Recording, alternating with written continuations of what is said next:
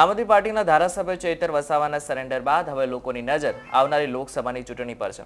ત્યારે આ વિડીયો થકી આપણે જાણીશું કે સરેન્ડર બાદ હવે ઇન્ડિયા ગઠબંધન હવે ચૈતર વસાવાને આગળ વધારી ચૂંટણી લડાવે છે કે પછી કોંગ્રેસના ચાણક્ય કહેવાતા અહેમદ પટેલની પુત્રી પાસે ચૂંટણી લડાવે છે। નમસ્કાર, હું છું કરણ ચડોત્રા અને તમે જોઈ રહ્યા છો નિર્ભય ન્યૂઝ। આમ આદમી પાર્ટીના ધારાસભ્ય ચૈતર વસાવા 1 મહિના અને 12 દિવસ બાદ પોલીસ સમક્ષ હાજર થઈ ચૂક્યા છે।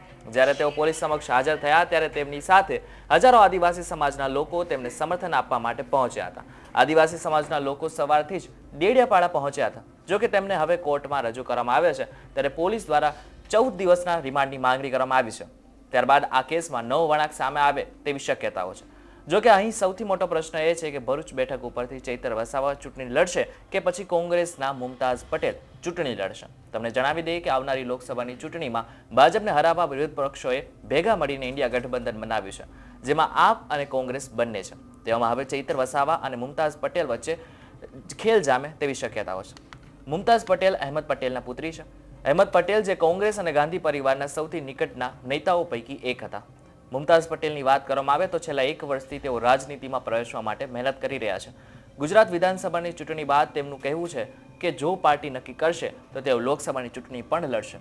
અહેમદ પટેલના અવસાન બાદ કોંગ્રેસને મુમતાઝ પટેલ પાસે ચૂંટણી લડાવી છે, જ્યારે આમ આદમી પાર્ટીને ચૈતર વસાવા પાસે ચૂંટણી લડાવી છે। જોકે તમને જણાવી દઈએ કે હાલમાં ભરૂચ બેઠક ઉપર મુમતાઝ પટેલ કરતા ચૈતર વસાવા વધારે લોકપ્રિય બન્યા છે। આમ આદમી પાર્ટીના ધારાસભ્ય બન્યા બાદ આદિવાસી સમાજના લોકોમાં ચૈતર વસાવા ખૂબ લોકપ્રિય નેતા છે।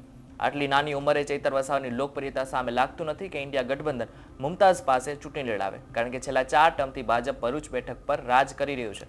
ત્યારે હવે જોવાનું એ રહ્યું કે એક બાજુ એ વ્યક્તિ છે કે જેને ભાજપે 156 સીટો જીતી પણ ડેડિયાપાડાની સીટ ના જીતાડી શક્યા, એ ધારાસભ્ય ચૈતર વસાવા, અને બીજી બાજુ કોંગ્રેસના ચાણક્ય ગણાતા અહેમદ પટેલની પુત્રી મુમતાઝ પટેલ છે। તમને શું લાગે છે, કોની પાસે ઇન્ડિયા ગઠબંધનને ચૂંટણી લડાવી જોઈએ, ચૈતર વસાવા કે પછી મુમતાઝ પટેલ?